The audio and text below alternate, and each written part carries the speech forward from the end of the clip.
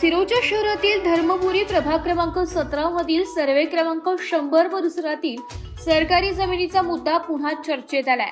2 वर्षांपूर्वी याच परिसरातील अंदाजे 6 ते 7 एकर जमिनीवरील अतिक्रमण नगरपंचायतीने हटवले होते। एवढेच नाही तर संबंधित जागेवर नगरपंचायतच्या मालकीचा फलक लावून अतिक्रमण केल्यास कायदेशीर कारवाई करण्यात येईल असा स्पष्ट इशाराही देण्यात आला। फलक पडला, शेती सुरू झाली, प्रशासनाला माहिती आहे का? नगरपंचायतीने अतिक्रमण हटविल्यानंतर संबंधित जागेची देखरेख करण्यात आली होती का? पुन्हा शेती सुरू होईपर्यंत अतिक्रमण विभागाला याची माहिती का मिळाली नाही? माहिती मिळाली असेल तर कारवाई का करण्यात आली नाही? आणि प्रशासनाला माहितीच नसेल तर सरकारी जमिनीच्या संरक्षणाची जबाबदारी नेमकी कोणाची? हे प्रश्न आता नागरिकांकडून उपस्थित केले जात आहे। या जमिनीच्या मालकी संदर्भात नगरपंचायत आणि संबंधित व्यक्ती यांच्यात न्यायालयीन प्रकरण सुरू असल्याची माहिती आहे। त्यामुळे न्यायालयाने या जमिनीच्या वापराबाबत काही आदेश दिले आहेत का?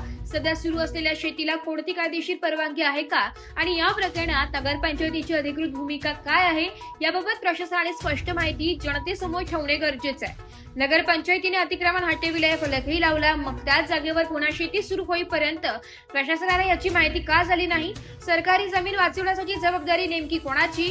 कॅमेऱ्यावर दिसणारे दृश्य अनेक प्रश्न उपस्थित करते, मात्र या प्रश्नांची अधिकृत उत्तरे आता नगरपंचायत प्रशासनाने देणे अपेक्षित आहे। सर, नगरपंचायतचे जे 100 नंबरवर त्याच्या बाजूला जागा आहे त्यावर अतिक्रमण काढण्यामध्ये आपल्याला काय विचार केला आहे?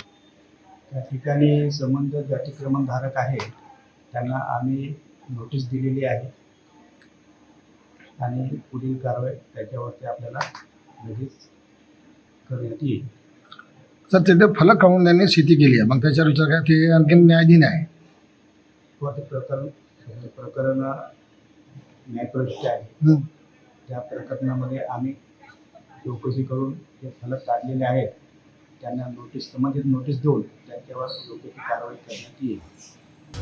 एस मराठी न्यूज साठी तालुका प्रतिनिधी सुरेश तिप्पट्टीवार, सिरोंचा।